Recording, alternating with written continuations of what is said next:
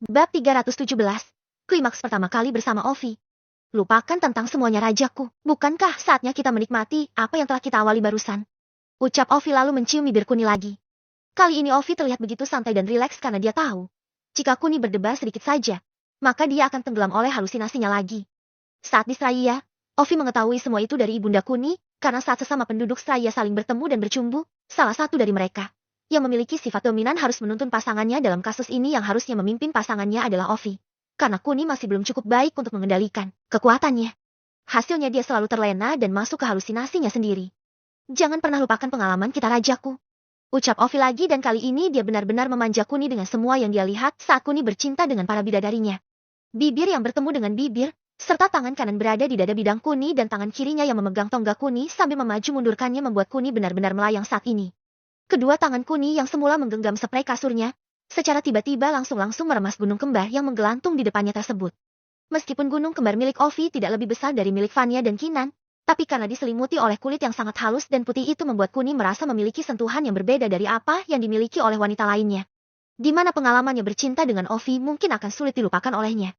Bagai memperoleh paket komplit, tanpa aba-aba sebelumnya, Ovi yang mengetahui kalau tonggak Kuni sudah keras itu lantas membalikan tubuhnya dan kini dia memakai gaya 96 untuk membuat Kuni lebih bergairah lagi. Gaya yang pernah dipakai oleh Sisal dan juga Dewi di mana mereka akan sama-sama memperoleh kenikmatan yang sama. Dan pada akhirnya, Auchem, ahm, suara desak keduanya saat Ovi melakukan sepngan. Sementara Kuni melakukan ciumka sambil sesekali memasukkan lidahnya dan menjulurnya sedikit ke dalam. Auci raja, ku. Lengku Ovi saat Kuni pandai sekali memainkan kehormatannya.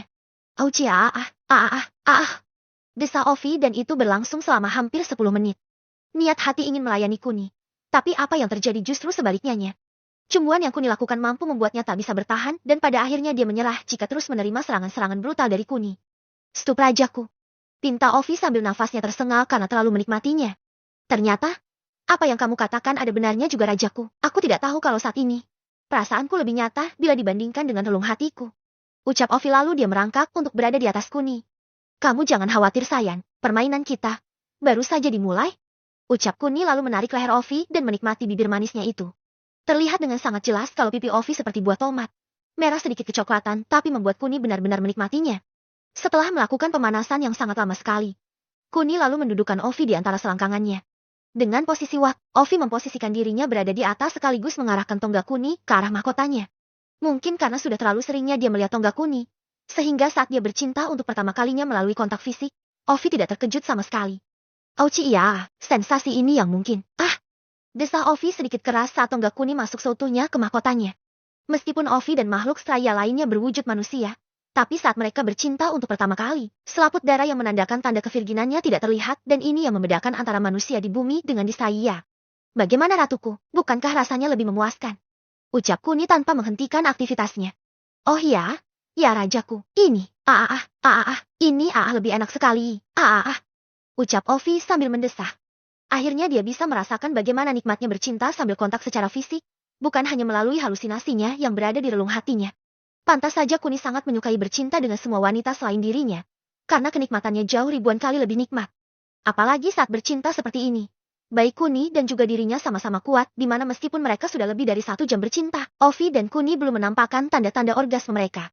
Berbagai gaya telah dilakukan oleh keduanya dan tanpa terasa, waktu rapat yang telah ditentukan akan segera mulai. Tapi Kuni tidak mengingatnya dan fokusnya saat ini adalah bercinta dengan Ovi yang membuatnya lebih puas lagi. Bisa dikatakan, Ovi perpaduan dari semua wanita-wanitanya, karena mereka bercinta sudah lebih dari 6 jam. Tapi baik Ovi dan Kuni belum juga mencapai puncaknya. Bahagia, merasa terpuaskan dan yang lebih utama adalah dapat merasakan kenikmatan ini dengan sangat lama sekali membuat keduanya lebih dekat lagi. Kuni sangat menyanjung Ovi, begitu juga Ovi yang mengagumi Kuni di mana pada saat mereka bercinta kali ini, merupakan pengalaman yang tidak akan pernah mereka lupakan. Dan tepat pada saat waktu menunjukkan 10 jam lebih sedikit. Saat itu pula baik Kuni dan Ovi mengalami gejolak yang lebih menggebu-gebu lagi, di mana keduanya ternyata akan mencapai klimaks untuk pertama kalinya secara fisik dengan waktu yang bisa dibilang bersamaan. Mungkin karena mereka sudah terikat sejak kecil sehingga baik Kuni ataupun Ovi memiliki chemistry yang cukup baik. Atau mungkin juga karena jiwa mereka tanpa sadar menyatu saat Kuni memilih Ovi, sehingga keduanya bisa saling memahami dan saling mengerti satu sama lain. Cekir. Regi. Desah keduanya panjang sekali dan membuat mereka lebih terkejut lagi saat Kinan, Dewi, dan yang lainnya melihat ke arah mereka sejak beberapa jam yang lalu dan itu tanpa disadari oleh keduanya. Dewi, katakan padaku kalau mereka sudah bercinta selama 6 jam non-stop tanpa berhenti. Ucap Kinan yang tak percaya dengan apa yang dia lihat. Tidak, kamu salah Nan, aku sudah melihat mereka sejak 8 jam yang lalu. Ucap Dewi, karena memang dia lebih dulu melihat Kuni bercinta dengan Ovi. Apa? Apa kamu tidak salah bicara? 8 jam katamu. Ucap Siso yang sangat melongo itu. Tak ada yang menyangka jika keduanya bisa bercinta selama 8 jam tanpa berhenti dan itu yang membuat para wanita ini merasa seperti tidak berguna saat ini. Bab 318. Rileks di pemandian air panas. Apa yang kalian herankan? Bukankah kita sudah bercinta selama 3 hari? Keluh Kuni saat melihat tatapan semua bidadarinya. Sungguh fenomena yang tidak dapat dipercaya. Aku bahkan tidak bisa membayangkannya saat kita bercinta selama 8 jam tanpa berhenti. Aku juga penasaran bagaimana rasanya. Terlepas dari bagaimana rasanya, setidaknya kita harus sadar diri kalau kita tidak akan mampu melakukannya bukan? Ucap Kinan yang membuat lamunan semua wanita itu buyar. Tanpa menghiraukan ucapan Kuni, Vela telah berkata untuk pertama kali, lalu disusul oleh Steffi dan yang ketiga adalah Stella sebelum akhirnya kata terakhir dari Kinan membiarkan hayalan mereka semua. Tuan Kun.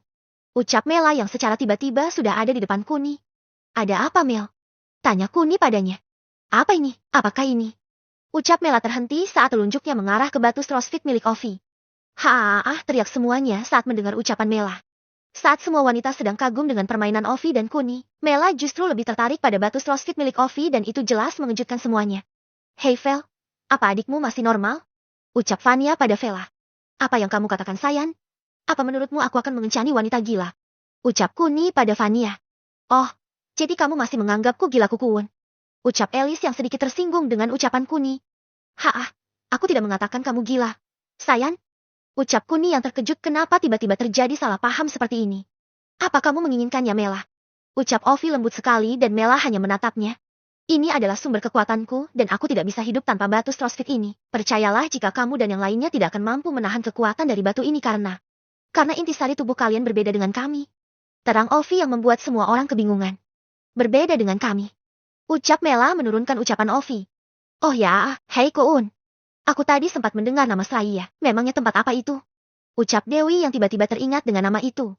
Pertanyaan omong kosong apa ini? Apa kamu bermimpi yang aneh-aneh tadi Sayan? Ucap Kuni mencoba menepis dugaan Dewi. Sudahlah rajaku, mungkin ini saatnya mereka harus mengetahui yang sebenarnya. Bukankah mereka wanita-wanita yang kamu percayai? Jadi tidak ada salahnya bukan kalau mereka mengetahui asal-usul kita. Terang Ovi lagi dan ini semakin menambah rasa kebingungan mereka. Baiklah dengarkan aku akan menceritakan kisah yang luar biasa ini. Bukankah sudah saatnya bagi kita untuk berendam sambil bercerita? Ucap Ovi lagi saat mengetahui kalau Kuni tidak keberatan mereka tahu asal-usul keduanya. Setelah itu, Kuni membuka pintu teleportasinya dan tempat yang dia pikirkan adalah ruang kerja milik Tuan Leo yang ada di kota Sun. Kuni berasumsi kalau mungkin saja cerita yang akan diceritakan oleh Ovi membutuhkan waktu yang sangat lama.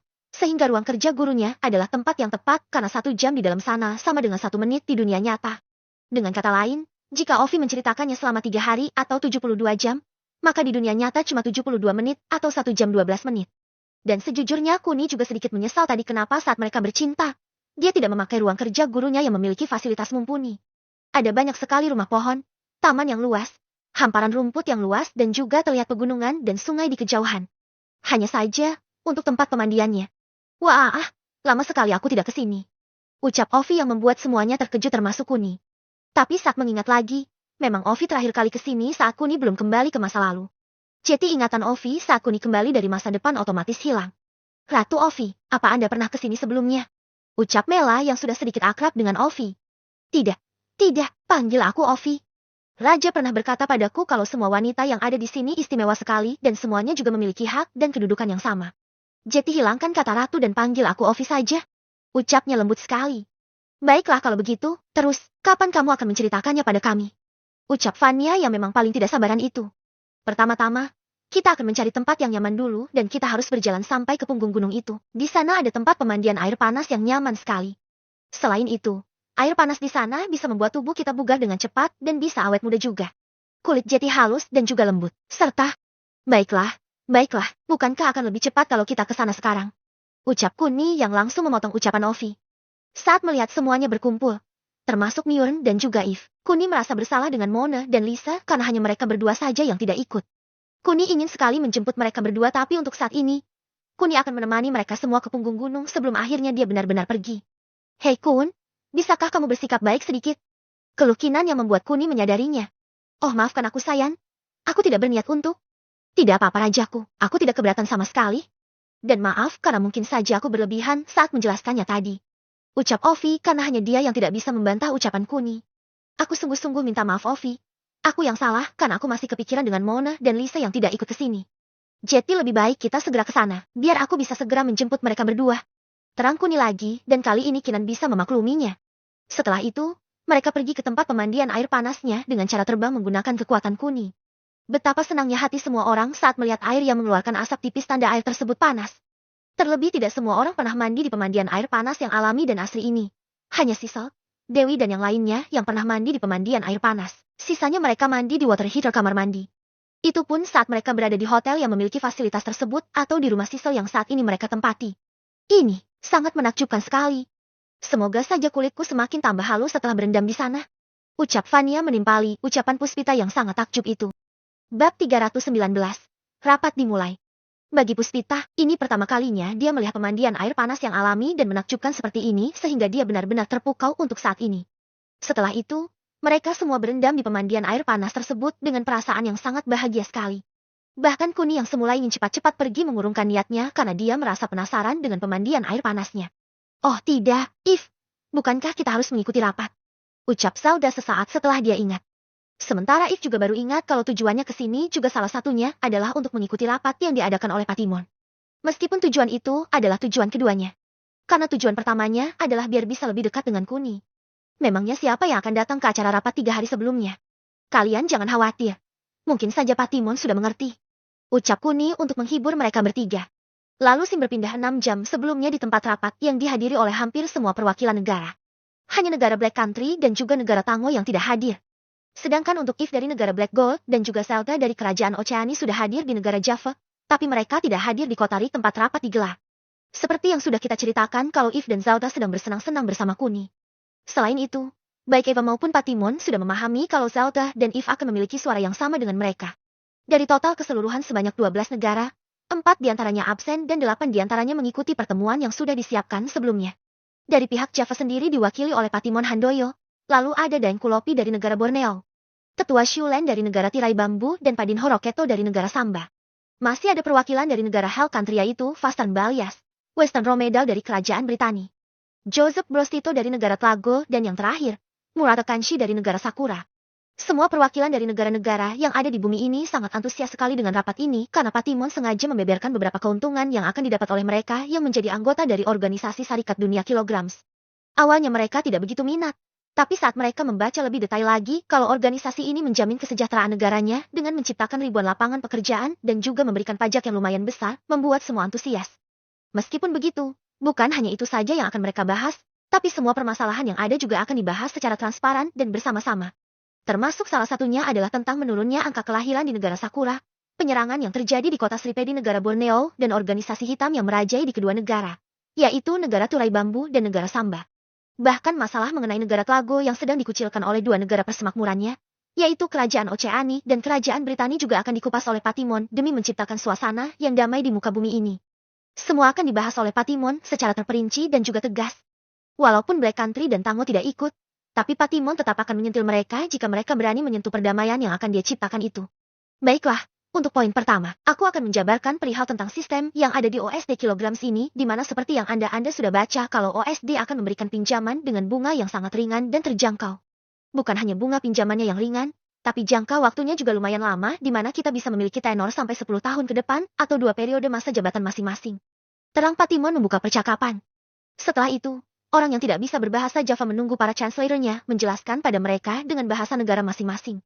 Meskipun tidak semua orang memakai translator, di antaranya Western yang pernah tinggal di Java, Joseph yang sudah belajar bahasa Java sejak lama dan juga Daeng yang juga sudah mempelajari bahasa Java sejak kecil.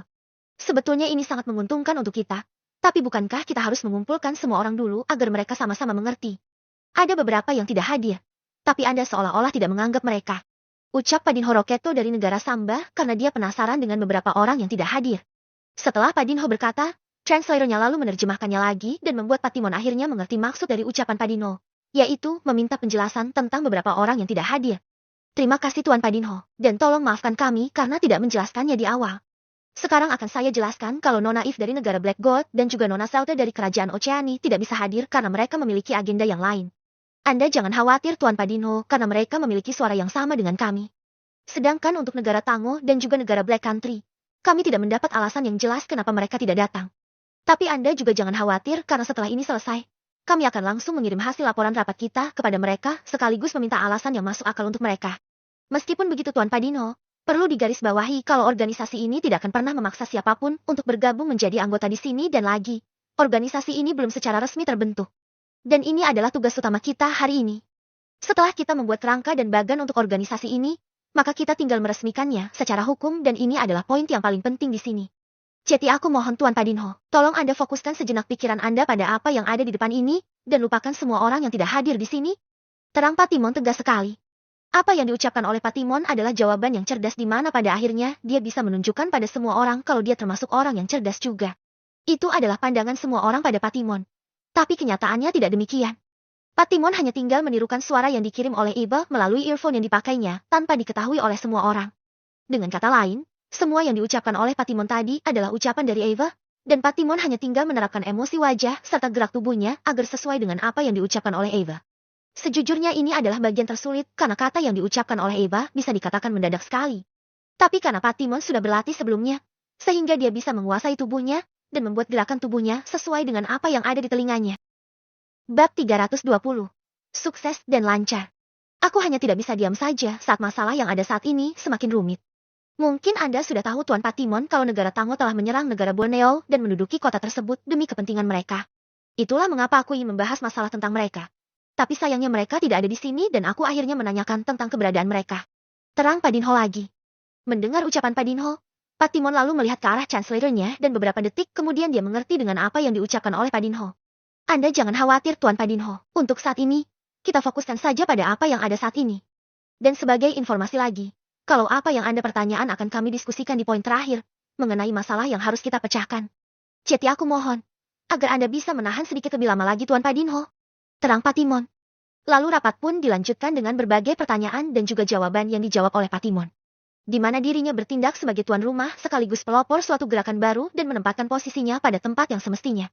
Tak ada yang lebih bangga hari ini saat Patimon menjabarkan semua solusi dan juga harapan semua orang untuk bisa hidup damai dan tentram, yang mana dalam rapat kali ini telah menemukan komposisi yang bisa dibilang seimbang serta terciptanya kesepakatan yang sama di mana secara harfiah. Organisasi Serikat Dagang Kinan, grup OSD Kilograms resmi dibuat dengan beberapa ketentuan. Setelah itu, mereka membahas semua masalah yang ada di dalam negara mereka masing-masing yang mana untuk negara Borneo dan tirai bambu meminta bala bantuan untuk bisa membuat wilayah negara mereka kembali aman dan damai. Meskipun awalnya Patimon tidak ingin terlibat, tapi saat mendengar kalau Deng sudah membayar upeti perang pada mereka membuat Patimon akhirnya memikirkan ulang. Bukan dia tidak mau membantu, tapi lebih tepatnya dia tak memiliki keputusan untuk membantu sebelum berbicara dengan Kuni. Karena dia tahu kalau dirinya boleh bertindak setelah mendapat perintah dari Kuni. Selain masalah kedua negara tersebut, masih ada masalah lainnya dan yang paling menyita perhatian Patimon adalah masalah tentang negara Samba dan beberapa negara lainnya yang langsung mengajukan pinjaman untuk kepentingan mereka. Mendengar keluhan dari semuanya membuat Patimon sedikit pusing memikirkannya, apalagi dia juga tidak memiliki kuasa untuk memutuskannya. Dan lagi, saat dia bertanya dengan masalah lainnya, Muara Kanshi nyeletuk soal populasinya di negara Sakura dan ini menjadi pembahasan yang jauh lebih hangat dibandingkan dengan masalah pinjaman yang tadi. Tuan Murata, jika Anda tidak keberatan, bukankah kita bisa melakukan pertukaran pelajar atau pertukaran kerja untuk menambah populasi penduduk negara Sakura? Saya yakin tidak akan ada yang keberatan jika ini menyangkut masalah perkembangbiakan. Terang Patimon. Betul Tuan Murata, apalagi negara Anda adalah penyumbang video dewasa nomor 1 di dunia. Lalu apa yang membuat rakyat Anda enggan sekali berkembang biak? Bukankah Anda bisa membuat suatu aturan yang mewajibkan untuk setiap pasangan setidaknya harus menghasilkan minimal 2 keturunan? Kalau tidak, Anda bisa memenjarakan mereka. Timpal Joseph yang ternyata adalah penggemar berat video dewasa yang diproduksi oleh negara Sakura. Terima kasih sarannya tuan-tuan. Tapi saat menerapkannya itu sangat sulit sekali. Aku tidak bisa memaksa kehendak mereka karena itu sama saja dengan merampas kebebasan mereka. Terang Tuan Murata Kanshi setelah sebelumnya dia mendengar ucapan dari Chancellor-nya. Jika seperti itu, bukankah Anda tinggal membuat suatu program yang akan menguntungkan untuk mereka? Misalnya membuat suatu kebijakan yang intinya adalah jika mau memiliki anak, maka akan dibayar oleh pemerintah. Dan tentang pertukaran pekerja juga tidak bisa disepelekan karena kita tidak tahu faktor utama kenapa mereka tidak suka menjalin suatu hubungan dan memperbanyak keturunan. Terang Tuan Padinho yang ikut menimpali kali ini. Sementara Weston dan Fasten cenderung lebih diam karena mereka praktis takut dengan Kuni. Sehingga dia mengikuti setiap perkataan mereka adalah cara yang aman untuk mereka. Meskipun tidak diam terus-menerus, tapi lebih tepatnya mereka mencari amannya dengan tidak berbicara atau melakukan sesuatu yang bisa mengancam keberlangsungan hidup mereka. Mohon maafkan aku Tuan Murata jika perkataanku akan melukai hati Anda. Tapi dari apa yang pernah diceritakan oleh temanku, kalau selain biaya hidup mereka yang tinggi, mereka terlalu sibuk dengan urusan mereka masing-masing dan tidak suka nongkrong-nongkrong bersama teman-teman lainnya. Bukan cuma itu saja. Rata-rata kebanyakan laki-laki di negara Anda tidak peka dan tidak romantis. Mereka cenderung tidak percaya diri dan malu jika harus berjalan bersama lawan jenisnya. Dengan kata lain, strata pergaulan mereka yang tidak ditekan sejak usia dini telah menumbuhkan sikap introvert pada diri sendiri dan kepekaan terhadap lingkungannya menjadi menurun. Dan ini adalah hal dasar yang harus Anda rubah mulai sejak dini. Karena kebiasaan kecil seperti ini sudah berdampak besar sekali bagi perkembangan mereka. Terang Patimon setelah mendengar ucapan Eva. Sedangkan Tuan Murata terkejut setelah mendengar penjelasan dari kanslernya. Dia tak menyangka jika apa yang dikatakan oleh Patimon ternyata sangat kompleks sekali dan sesuai dengan apa yang ada di negaranya. Bahkan apa yang dikatakan oleh Patimon membuat Murata sangat takjub karena selain sesuai dengan keadaannya, yang dikatakan oleh Patimon juga sangat mendetail sekali karena Murata pernah sekali memergoki saat ada anak sekolah dasar berjalan bersama. Tapi mereka berjalan tidak berdekatan. Tapi masih ada sekat atau jarak di antara mereka sepanjang 2 meter. Murata mengira itu adalah hal yang wajar. Tapi saat memikirkannya lagi, mungkin ini adalah hal kecil yang akan merubah perubahan besar untuk kedepannya. Terima kasih Tuan Patimon. Terima kasih karena Anda telah membuka pandangan yang selama ini sedang aku cari. Sekali lagi terima kasih. Terima kasih. Ucap Murata. Lalu rapat pun selesai dengan perasaan mereka semua yang lega karena pada akhirnya mereka telah mencapai kesepakatan yang telah dibutuhkan dan juga sedikit meringankan beban negara masing-masing dengan saran-saran yang bisa membantu untuk kedepannya. Sukses dan lancar. Itulah yang bisa digambarkan saat ini dan ini menjadi pencapaian yang awal bagi kesuksesan Kinan Group untuk merambah ke kancah internasional. Tidak ada yang lebih membahagiakan dari kesuksesan acara ini di mana dengan berakhirnya acara tersebut, Kinan Group sudah selangkah lebih maju lagi. Hidup Kinan Group 3 kali. Teriak Eva dan beberapa orang yang ada di ruangan tersebut. Bab 321, menceritakan masa lalu pada Lisa. Lalu Sin kembali ke Kuni. Baiklah, aku akan mencoba untuk menjemput mereka berdua. Kalian bersenang-senanglah di sini. Ucap Kuni lalu dia membuka pintu teleportasinya, kemudian dia masuk seorang diri. Sementara Kinan dan yang lain hanya mengangguk lalu mendengarkan kisah tentang Straya dari mulut Ovi. Sesampainya di rumah, Kuni lalu bergegas mencari Lisa dan juga Mona di rumah sebelah dan hanya mendapati Lisa seorang diri yang sedang memasak di dapur. Dari belakang, Kuni memeluk Lisa yang jelas berbeda itu. Karena dia telah melakukan perawatan sebelumnya sehingga kecantikannya dan kulit halusnya jelas sama dengan para bidadari yang lainnya. Ah! Teriak Lisa yang sangat terkejut itu karena dia sendirian di rumah ini. Tapi secara tiba-tiba tanpa dia sadari, ada seseorang yang memeluknya dari belakang. Kemudian dia sedikit menolehkan wajahnya ke samping dan barulah dia bisa melihat sedikit wajah Kuni. Maafkan aku sayang. Apa kamu terkejut? Ucap Kuni sambil menciumi telinga bagian belakang milik Lisa yang membuat Lisa tentu saja kegelian. Tuan Kun. Aku mohon Tuan. Ucap Lisa karena dia tidak suka dengan sikap Kuni saat ini. Ada apa Lis? Kenapa kamu masih tidak bisa menerimaku? Ucap Kuni sambil membalik tubuh Lisa. Sementara Lisa hanya mengikuti kemauan Kuni, tapi pandangannya menunduk karena dia tak ingin melakukan hal yang terlalu jauh pada Kuni. Katakan padaku, kenapa kamu masih tidak mau menerimaku? Ucap Kuni lagi sambil mendongakkan wajah Lisa. Maafkan aku Tuan. Aku juga tidak tahu kenapa. Ucap Lisa yang terlihat jujur itu. Sementara Kuni sebenarnya sedikit frustasi, tapi saat mengingat masa lalu. Apa kamu ingin mendengar cerita di masa lalu? Ucap Kuni sambil melihat mata Lisa lekat-lekat. Masa lalu? Iya, masa lalu. Tidak perlu Tuan, aku sudah. Ucapan Lisa tiba-tiba terhenti saat jari telunjuk Kuni berada di tengah-tengah bibirnya. Ini cerita tentang kita berdua. Mungkin kamu sudah mendapat cerita yang berbeda saat mendengar cerita dari Kinan. Tapi kali ini, aku akan menceritakan sebuah cerita tentang kita. Tentang aku, kamu dan juga Mona. Terang Kuni yang membuat mata indah Lisa terbuka sedikit lebar. Cerita yang sengaja tidak aku ceritakan pada Kinan karena cerita ini adalah cerita tentang masing-masing orang. Apa kamu mau mendengarnya? Tanya Kuni lagi dan kali ini Lisa tidak menjawab. Hanya menatap Kuni untuk mencari tahu apakah Kuni sengaja membuatnya penasaran atau memang dia benar-benar memiliki cerita tentang mereka. Setelah melihat beberapa detik, baik Kuni maupun Lise tidak ada yang berbicara dan itu membuat Kuni berinisiatif sendiri. Ini adalah kisah tentang dua wanita bodoh yang sebenarnya tidak berkesan. Tapi setelah aku kehilangan mereka, aku baru menyadari kalau kenangan di antara kami sangatlah berkesan. Kisah tentang Mona yang lebih dulu menerimaku. Suatu waktu, aku dan Mona melakukan sesuatu layaknya suami istri. Aku yakin kamu mungkin tidak akan percaya, dan lebih tidak akan percaya lagi saat kamu mengetahui tempatnya. Aku melakukannya di kantor, dan itu gedung yang berbeda dengan yang sekarang. Di sana kami melakukan aktivitas bercinta yang sangat panas sekali. Karena terlalu panasnya, Mona tidak bisa mengimbangiku dan pada akhirnya dia menyeretmu. Dia membuatmu melayaniku selama beberapa saat, Dan percayalah, aku masih ingat dengan kejadian itu. Ucap Kuni sambil menggoda Lisa. Pembohong. Mona tidak mungkin melakukan hal itu dan aku juga yakin sekali kalau itu pasti bualan Anda saja. Ucap Lisa yang sangat mempercayai Mona. Aku tahu kamu tidak akan percaya. Tapi setidaknya, dengarkan ceritaku sampai selesai.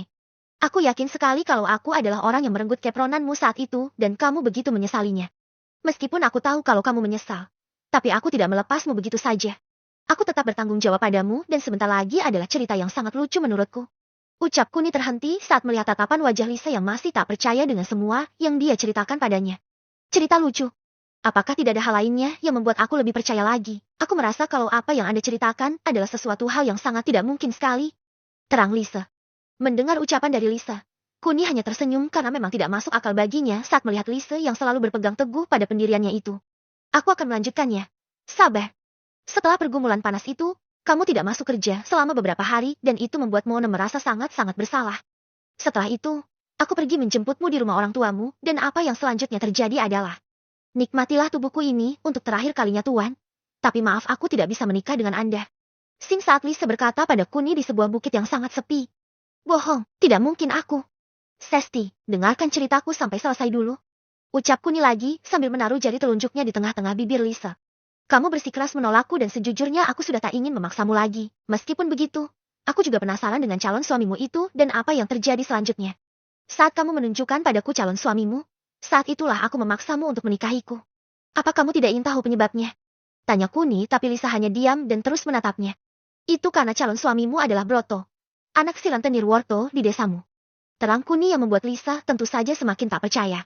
Meskipun begitu, dia terkejut saat Kuni menyebut kedua nama tersebut karena dia bahkan sekalipun tak menyebut kedua nama itu.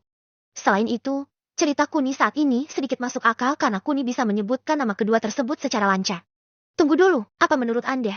Aku wanita tidak normal karena mau menikah dengan Broto si keterbelakangan mental itu. Ucap Lisa sedikit marah pada Kuni karena selama ini Lisa tidak pernah berpikiran akan menikah dengan Broto.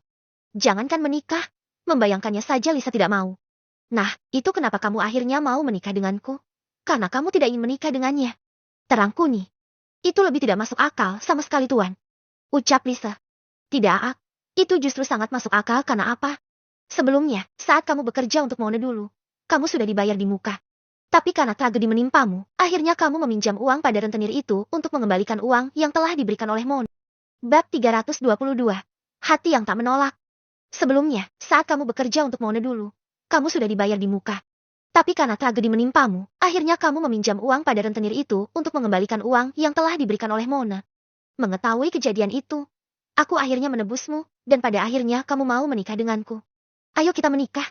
Sing saat Lisa mengajak Kuni tiba-tiba muncul di benaknya. Meskipun dia sedikit ragu kalau itu hanya hayalannya saja. Tapi apa yang dia bayangkan seraya sangat nyata sekali dan itu membuatnya terpaku untuk beberapa saat. Saat Lisa sedang terpaku, Kuni lalu menciumnya dan membuat Lisa tidak bereaksi untuk beberapa saat sebelum akhirnya dia sadar dan sedikit mendorong Kuni. Tapi, saat kedua tangannya sudah berada di pundak Kuni, secara tiba-tiba kedua tangannya tidak memiliki tenaga dan membuat tangannya hanya memegang tanpa bergerak. Selain itu, hatinya seperti berkata padanya kalau bukan keputusan yang bijak jika dia menolaknya sekarang dan ini yang membuat Lisa semakin kebingungan. Apakah cerita tadi nyata? Jika tidak, lalu apa yang aku dengar tadi batin Lisa lalu dia memejamkan matanya dan menikmati ciuman yang diawali oleh Kuni. Semakin lama, ciuman yang terjadi di antara keduanya semakin intens dan baru kali ini tidak ada penolakan di hati Lisa. Seolah-olah selama ini hatinya justru telah menantikannya. Ciuman yang panas itu telah membuat pertahanan Lisa runtuh, dan hanya kurang dari 5 menit saja, aura wajah Lisa berubah dan dia benar-benar menginginkan yang lebih jauh lagi. Hemzezetu, ucap Lisa yang sudah terlihat sangat horny sekali itu. Tanpa bertanya pada Lisa, Kuni lalu membuka pintu teleportasinya dan kemudian dia muncul di kamar pribadi milik Lisa yang ada di rumah tersebut. Lalu Kuni menidurkannya di sebuah kasur yang sangat empuk sekali. Sambil menidurkannya, Kuni juga sambil melepas seluruh pakaiannya yang membuat Lisa kemudian sedikit tersadar dan dia. Tuan, apa yang Anda Tentu saja menuntaskan apa yang telah kita awali Lisa. Bukankah kamu menginginkannya juga?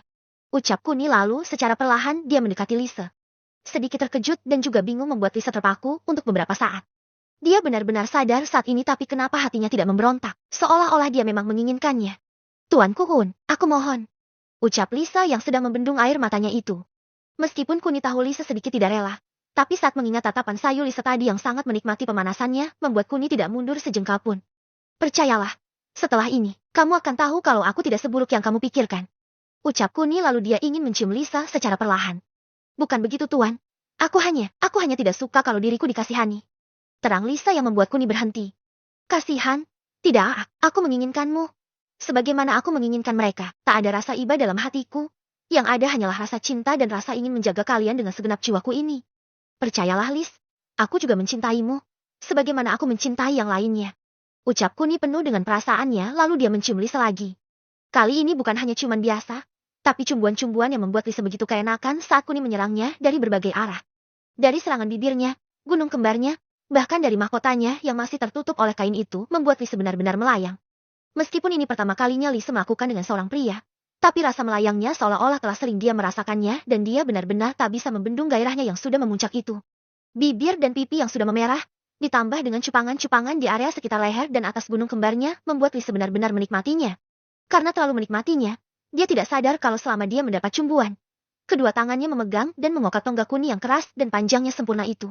Baru setelah Kuni menghentikan aktivitasnya karena dia membuka bra dan CD milik Lisa, membuatnya sedikit sadar dan langsung menoleh ke arah bawah di mana kedua tangannya sedang mencengkram tonggak Kuni. Terlihat raut wajah Lisa semakin merah padam saat dia bisa melihat tonggak besar dan panjang itu. Tonggak yang sangat besar dan panjang itu bukan hanya membuatnya bergidik ngeri, melainkan hasratnya semakin menggila karena dia menerima dorongan dari dalam hatinya kalau ini adalah kesempatan yang selama ini dia cari. Tanpa menunggu lama lagi, Lisa selalu menundukkan kepalanya dan dengan cepat wajahnya sudah berada di depan tonggak Kuni yang besar dan panjang itu. Sementara Kuni merasa terheran-heran dengan perubahan yang dialami oleh Lisa. Bahkan dia tidak menyangka jika Lisa lebih gila lagi dalam bertindak. Apakah dia kerasukan? Sudahlah, batin Kuni sambil menunggu tindakan apa yang akan dilakukan oleh Lisa. Beberapa detik kemudian. Ihihim slurp, pep, slurp. Suara sedotan yang sangat keras sekali dan itu mampu membuat Kuni mendelik tak karuan. Sengaja Kuni tidak memakai kekuatannya sama sekali karena dia ingin segera menuntaskannya. Tapi bukan seperti ini yang Kuni inginkan. Tapi, Kuni lalu menahan kepala Lisa dan melepas sepngannya. Kemudian dia mendorong Lisa sedikit agar dia bisa telentang di atas kasurnya. Setelah itu Kuni menindihnya sambil berbisik di telinganya. Kita akan melakukannya dengan cepat. Ucap Kuni lalu dia mengarahkan tonggaknya ke mahkota Lisa yang sudah basah itu. Tak lupa, Kuni juga membuka lebar-lebar paha Lisa dan pada saat sudah terbuka lebar, terlihatlah tempat yang ingin Kuni masuki dan celip, au cice. Rintihan Lisa saat tonggak Kuni menyeruak dan merobek selaput darahnya. Meskipun begitu, Kuni langsung meminimalisir perihnya dan membuat rasa perih menjadi rasa geli-geli nikmat yang tak disangka-sangka oleh Lisa. Seperti ada yang menggelitik, tapi tonggak Kuni dalam posisi diam yang membuatnya sedikit heran juga. Tuan Kun, ucap Lisa lirih sekali, seolah-olah dia menantikannya. Mendengar suara manja dari Lisa, membuat Kuni sangat bersemangat sekali. Tapi untuk kali ini, Kuni kebingungan. Dia masih bimbang apakah harus melakukannya dengan cepat atau pelan-pelan saja dengan menggunakan kekuatannya. Mengingat Lisa hanya seorang diri, membuat Kuni memutuskan untuk melakukannya dengan cepat karena dia kasihan kalau Lisa harus melayaninya seorang diri. Bab 323. Pembalasan dari Lisa. Auci ya ah. Iya ah. Iya tuan ah ah ah ah. Desah Lisa saat Kuni memaju mundurkan tonggaknya. Kuni terus berpacu dengan melodinya saat mendengar Lisa mendesah dengan sangat merdunya. Semakin cepat dia berpacu, semakin keras Lisa mendesah dan pada detik-detik dia ingin mencapai klimaks. Kuni lalu menggunakan kekuatannya karena terlalu sayang jika harus menyudahi permainan yang sangat panas ini. Iya ah tuan. Tuan ah. Desah Lisa lebih keras lagi karena ritme yang dilakukan oleh Kuni sangat cepat sekali. Hal ini membuat Lisa sudah tak bisa membendung gairahnya lagi dan saat dia akan mencapai orgasme pertamanya. Tiba-tiba Kuni berhenti karena dia merasakan ada seseorang yang mendekat. Saat merasakan lebih dalam lagi, ternyata itu Mona yang sepertinya sedang mencari keberadaan Lisa. Lalu timbul keinginan Kuni lainnya karena dia juga tidak tahu kenapa Mona tiba-tiba sudah memasuki rumah. Tuan, ucap Lisa yang sedikit merengek tadi. Padahal dia sudah akan mencapai klimaks pertamanya. Tapi Kuni menghentikan gerakannya secara sepihak. Maafkan aku sayang. Ucap Kuni lalu dia melakukan penetrasi lagi. Kali ini Kuni menggunakan tempo yang lebih cepat lagi. Selain itu, dia juga mengeluarkan suara desahan Lisa ke telinga Mona yang membuat Mona terheran-heran suara apa ini dan di mana. Tuan. Tuan. Desah Lisa yang membuat Mona semakin penasaran.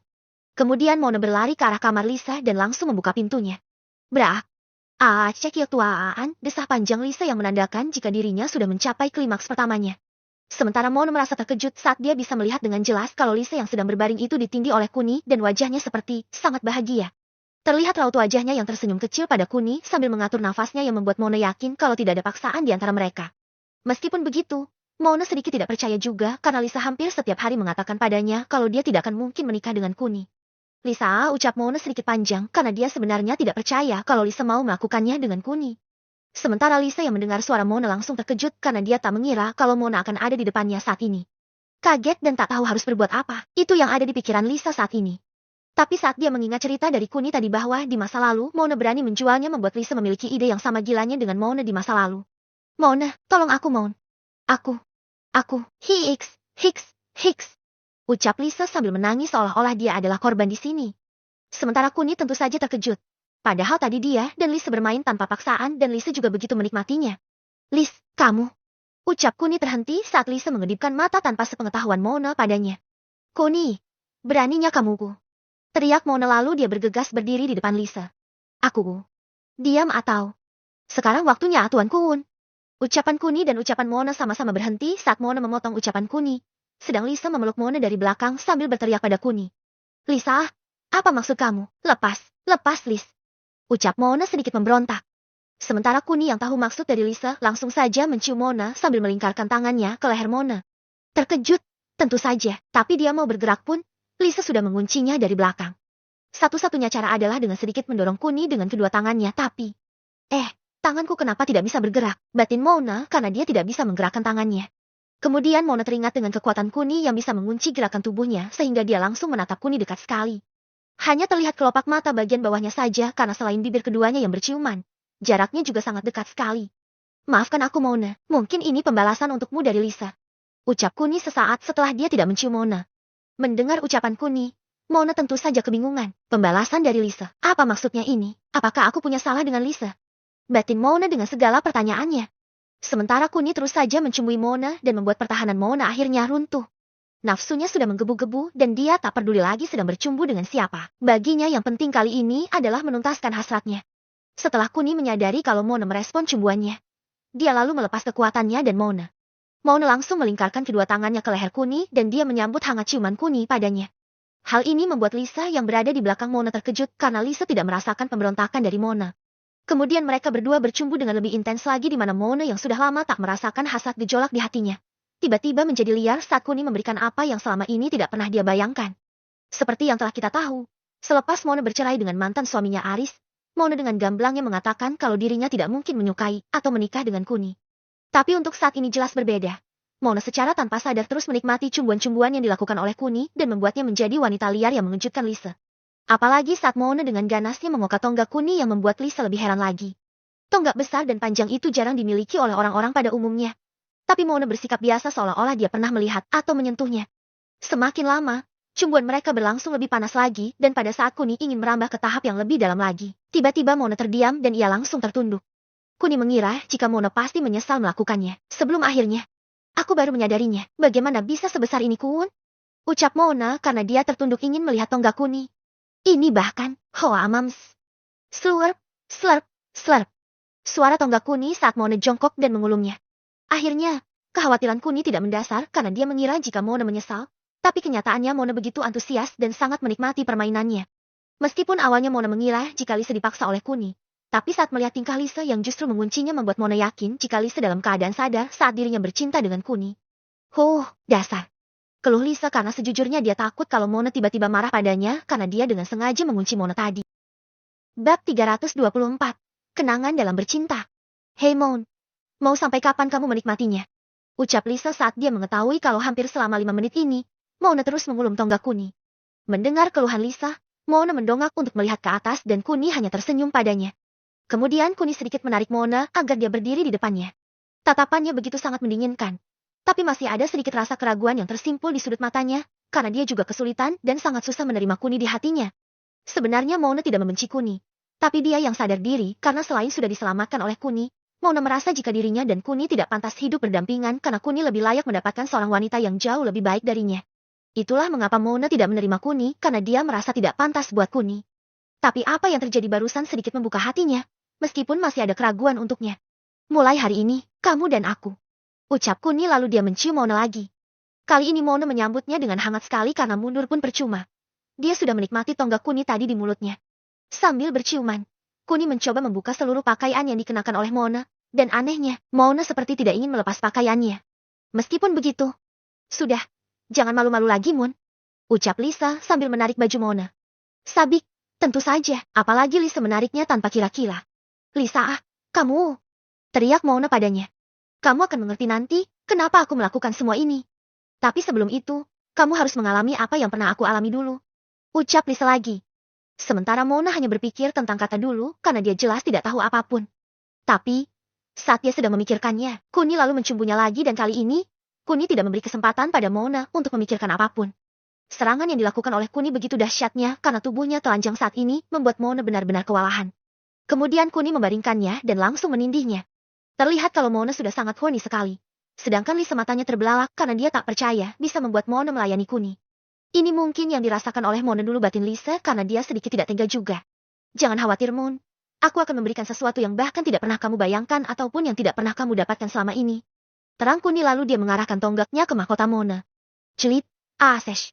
Desah Mona karena selain dia sudah tidak perawan, tonggak Kuni terlalu besar bagi mahkotanya. Setelah itu, pergumulan pun terjadi di mana Kuni melakukan penetrasi terbaiknya untuk memuaskan Mona, dan hasilnya, Mona mendesah tanpa henti saat tonggak Kuni menghujam mahkotanya. Geli dan juga enak, seakan-akan dia terbang bebas ke atas membuat Mona benar-benar tak bisa mengendalikan kesadarannya. Dia tahu kalau ini salah, tapi dalam hatinya dia sangat menginginkannya.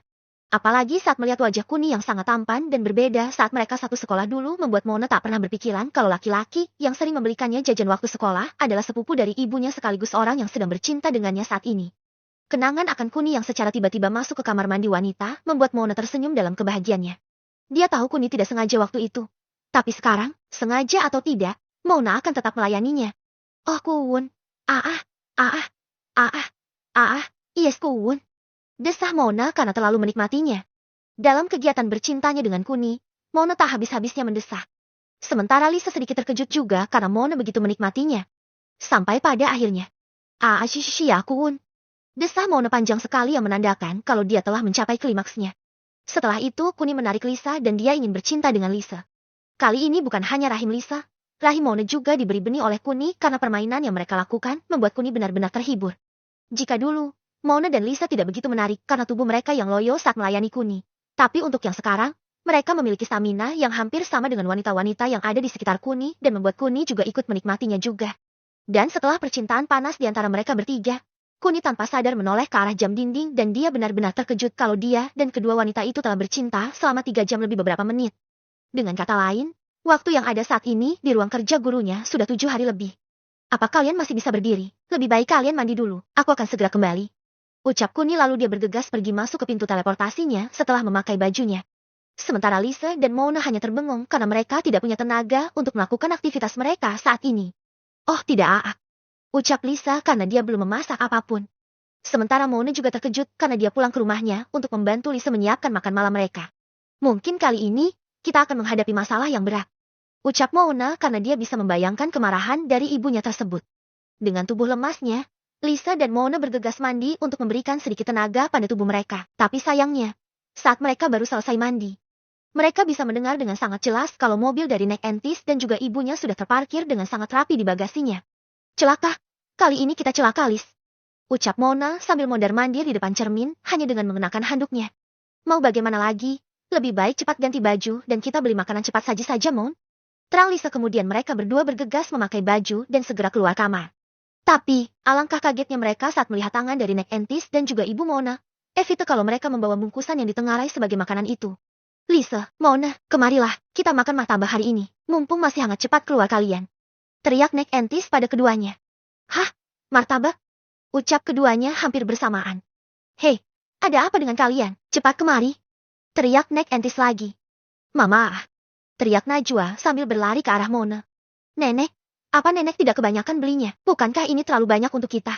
Ucap Lisa setelah dia melihat kalau ada lebih dari 10 bungkus. Betul kan Bu? Apa aku bilang? Timpal Bibi Evita. Kalian hanya tidak tahu saja kalau aku suka ini.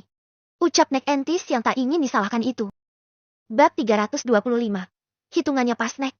Selamat malam Nek. Ucap Kuni saat dia memasuki rumah sebelah. Sementara Nek Entis dan yang lainnya sedikit tenang karena dari tadi menghabiskan martabak yang jumlahnya tak kira-kira itu.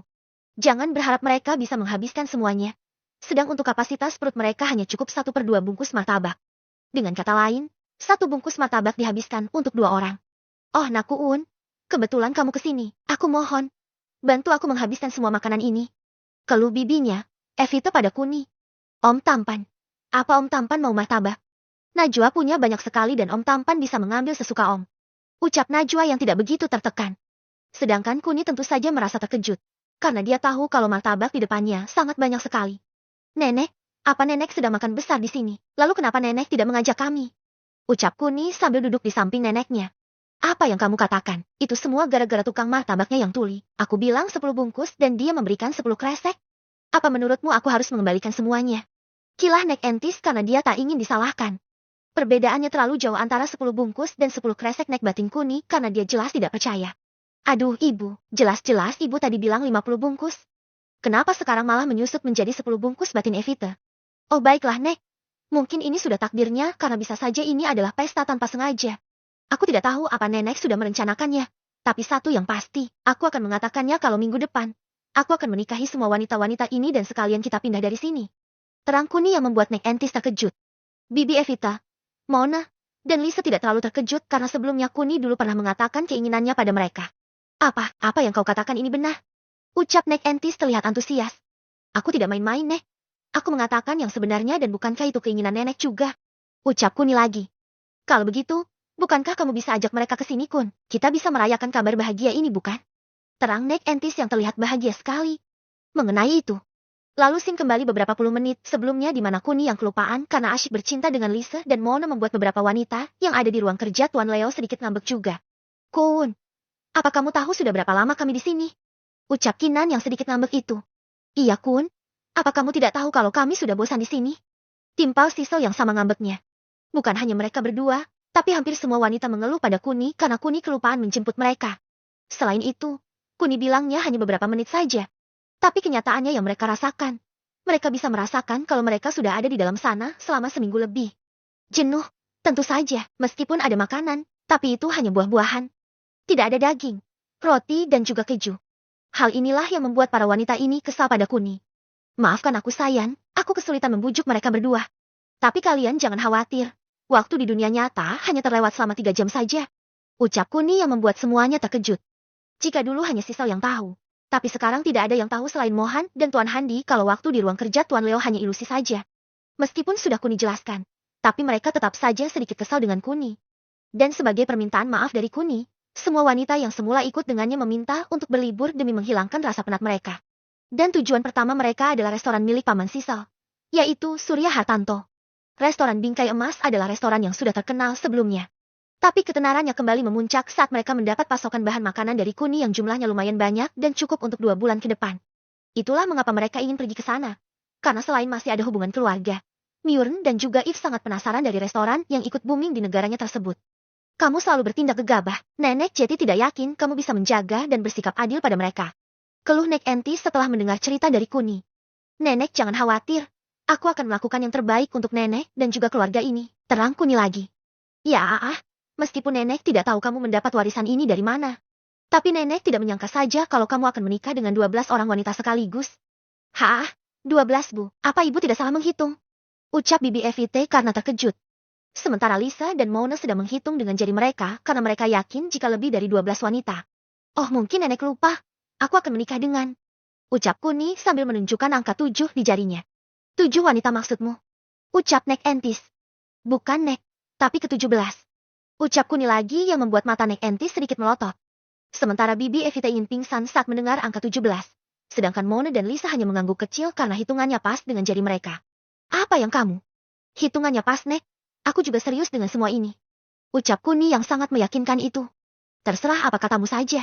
Ucap Nek Entis yang terlihat sedikit tidak senang itu. Mendengar keluhan Nek Entis, Kuni tak ingin memperpanjang debat mereka karena Kuni tahu, neneknya sangat menghormati dan menghargai seorang wanita. Sedangkan dalam kasus Kuni saat ini, Nek Entis sangat tidak setuju kalau Kuni menikah dengan banyak wanita. Mungkin karena Nek Entis takut Kuni tidak bisa berbuat adil dan tanpa sadar membuat salah satu istrinya iri dan cemburu satu sama lain. Karena cobaan orang berumah tangga itu kalau tidak suaminya, ya istrinya yang bermasalah. Dan salah satu cobaan terbesar seorang laki-laki saat memiliki istri lebih dari satu adalah karena kecemburuannya terhadap istrinya yang lain. Lalu waktu berlalu dengan cepat di mana 3 hari setelah Kuni mengutarakan pendapatnya tentang menikahi semua wanita yang ada di sekitarnya. Dia juga mendapat penjelasan dari Patimon mengenai rapat yang telah dia laksanakan telah mendapat tanggapan yang sangat positif sekali. Dari segi dukungan, hampir semua negara mendukung, karena ada 2 negara yang tidak hadir. Selain itu, saat ditanya tentang alasan mereka tidak hadir, keduanya berdalih kalau pertemuan itu tidaklah penting bagi mereka. Hal inilah yang mendasari sikap tegas Patimon pada kedua negara tersebut karena mereka terlalu meremehkan Java. Kita atasi sebelum pernikahanku digelar, tapi kamu harus siap dengan mentalmu karena kita akan ke sana sendirian tanpa pasukan. Apa kamu sanggup? Ucap Kuni sambil memikirkan sesuatu. Bab 326. Pasukan terakhir. Informasi yang menarik. Gumam Kuni saat dia melihat pesan yang dikirim oleh Eva. Tuan Kun, kami sudah siap berangkat. Ucap Patimon setelah sebelumnya ada Tuan Handi, Mohan dan juga 10 orang lainnya.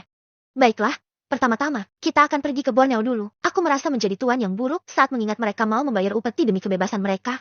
Ucap Kuni lagi, lalu dia memunculkan pintu teleportasinya.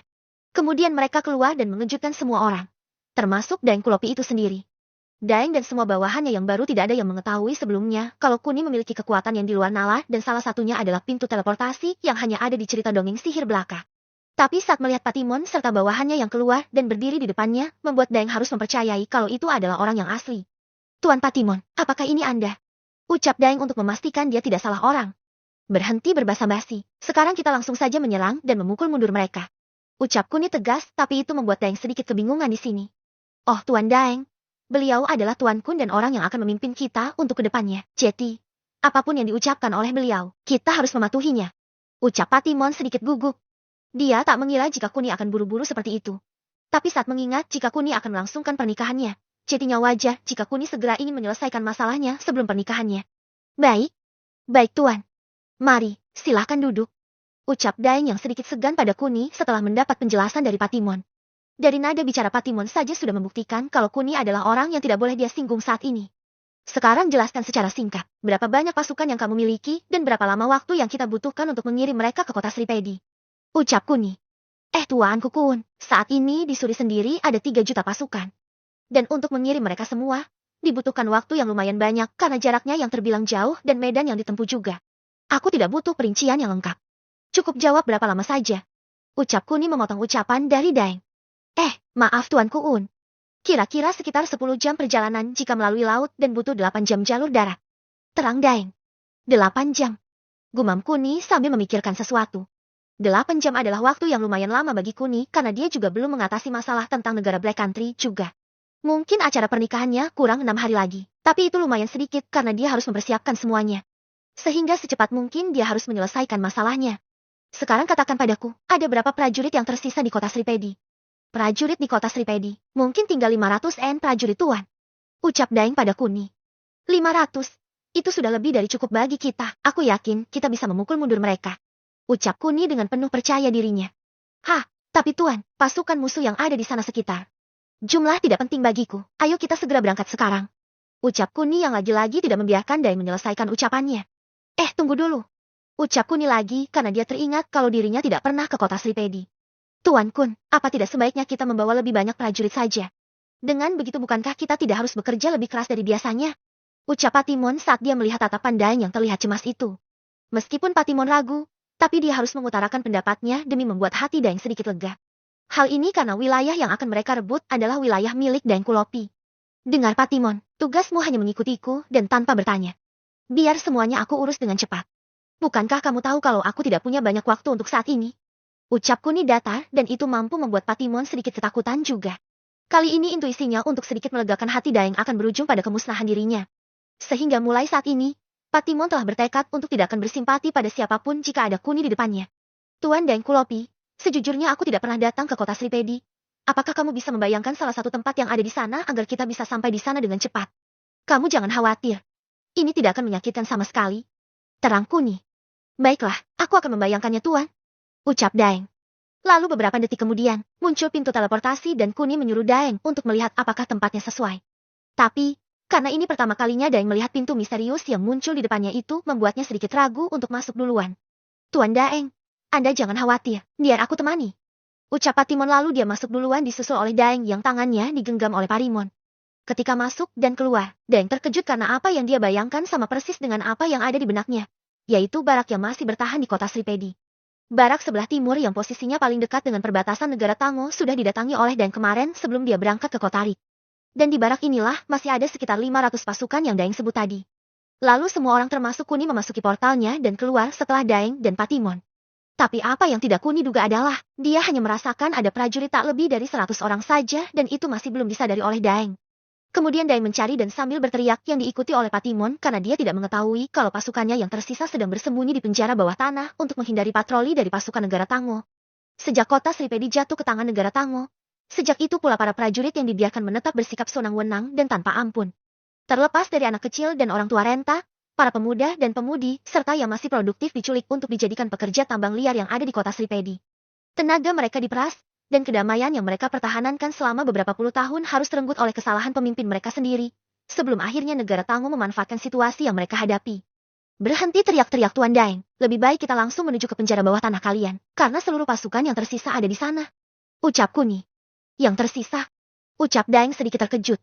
Prajurit yang tersisa tinggal sekitar 100 orang saja, dan bisa dibilang mereka adalah pasukan terakhir yang masih bertahan di sini. Terang Kuni lagi.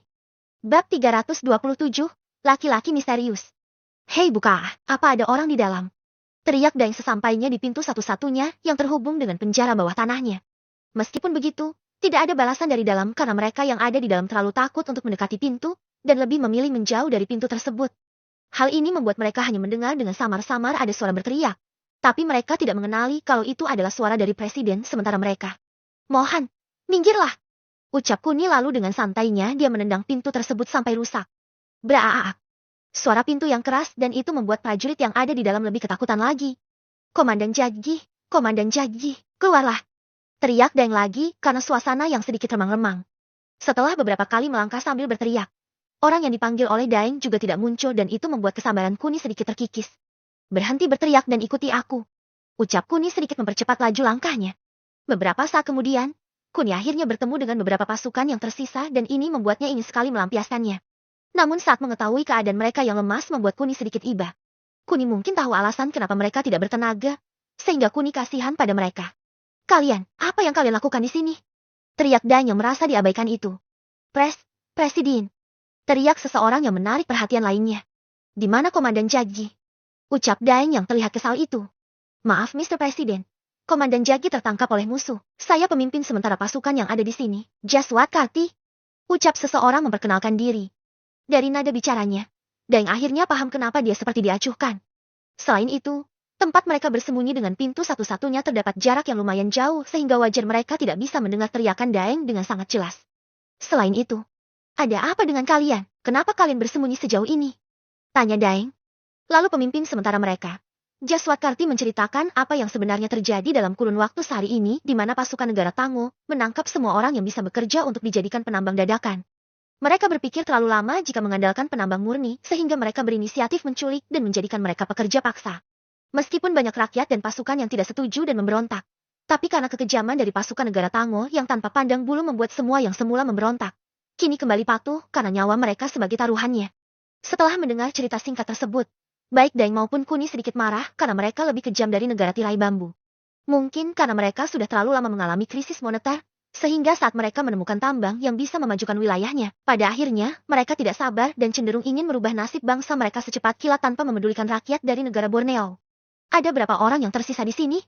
Tanya Daeng lagi yang sedikit penasaran itu. Karena dia hanya melihat beberapa orang saja di hadapannya. Ada sekitar 103 orang yang tersisa Mr. Presiden. Ucap Jaswat singkat. Itu mustahil. Tidak mungkin kita bisa mengalahkan mereka dengan pasukan yang tinggal sedikit ini. Gumam Daeng lirih sambil memikirkan rencana lainnya. Itu sudah lebih dari cukup. Tapi pertama-tama, kalian kumpulkan pasukan yang tersisa dan isi tenaga kalian dulu. Tidak mungkin kita menyerang saat ini juga. Terang Kuni yang mendapat anggukan dari Daeng dan lainnya. Bagi Kuni sebenarnya mudah untuk menghancurkan pasukan negara Tango seorang diri. Tapi Kuni ingin mengembalikan harkat dan martabat pasukan negara Borneo, sehingga dia tak ingin bergerak seorang diri saat ini. Setelah itu, Kuni dan yang lainnya pergi mencari makanan di hutan, entah itu hewan liar atau buah-buahan. Yang terpenting tenaga mereka cepat pulih terlebih dahulu. Dan sesuai dengan perkiraan Kuni kalau mereka akan bisa pulih dengan fit keesokan paginya setelah perut mereka kenyang dan tidur dengan nyenyak. Lalu Sim berpindah pada Zelda. Dirinya yang sudah mendengar kalau Kuni akan menikahinya bersamaan dengan wanita lainnya membuat Zelda antusias sekali. Dia yang mendapat izin dari Eva untuk kembali ke kerajaannya langsung melakukan upaya terbaiknya, yaitu memesan gaun pengantin yang sangat indah baginya. Meskipun Eva sudah mengatakan kalau dia sudah mengatur semuanya, tapi Zelda bersikeras untuk menyiapkan gaun pengantinnya sendiri. Oh Emil, apakah tidak ada yang lebih bagus lagi? Apakah kualitas butikmu sudah mulai menurun saat ini? Keluh Zelda karena sudah hampir 2 jam dia mencoba, tak ada satupun yang cocok. Maafkan aku yang mulia ratu, mohon bersabarlah sedikit karena masih ada sekitar 50 baju lagi. Ucap Emil sedikit was-was. Sudah lebih dari 200 baju yang dia tunjukkan. Tapi hanya beberapa yang dicoba langsung oleh Sauda. Lainnya bahkan tidak Sauda lihat secara detail. Mungkin karena warnanya atau karena desainnya yang tidak dia sukai. Tapi memang Sauda dari awal tidak mengatakan apapun. Dia hanya berkata untuk menunjukkan semua baju yang Emil miliki, dan itu sangat menyusahkan bagi Emil. Setelah beberapa saat, Sauda akhirnya sangat tertarik dengan sebuah gaun biru terang dengan warna yang sangat pas sekali dengan gelang Vesmir miliknya. Ini, kenapa kamu baru mengeluarkannya sekarang? Bukankah ini adalah sesuatu yang sangat bagus sekali? Ucap Sauda dengan matanya yang penuh dengan sanjungan. Warna dan desainnya begitu pas. Apalagi saat Sauda mencobanya, dia bagaikan seorang putri di dalam cerita dongeng, anggun, cantik, dan juga menjadi pusat perhatian untuk setiap mata yang melihatnya. Sempurna dan tanpa celah, aku yakin Kuni akan takjub denganku jika aku memakai gaun ini. Gumam Sauda sambil melihat dirinya di depan cermin. Yang mulia ratu, Anda sangat menakjubkan sekali. Ucap Emil dengan tatapan berbinarnya. Sanjungannya pada Sauda memang sedikit membuat Sauda senang, tapi bukan perkataan dari Emil yang ingin Sauda dengar. Sehingga Sauda hanya tersenyum kecil untuk menghormati Emil dan tidak membuat Emil merasa tersinggung. Kalau begitu, bukankah kita harus mencoba yang? Tidak perlu Emil, aku pilih yang ini saja. Tapi kamu jangan khawatir, aku akan membeli semua baju yang kamu bawa ini. Ucap Sauda tegas yang membuat Emil lebih senang lagi saat mendengarnya. Terima kasih yang mulia ratu. Ucap Emil bahagia. Permisi yang mulia ratu, di luar ada seorang laki-laki yang katanya ingin bertemu dengan Anda. Saat kami konfirmasi identitasnya, dia tidak menyebutkan namanya dan dia telah berhasil melumpuhkan 10 prajurit kita. Ucap pengawalnya saat dia tiba di hadapan Sauda. Sementara Sauda penasaran dengan laki-laki yang identitasnya masih tidak jelas itu.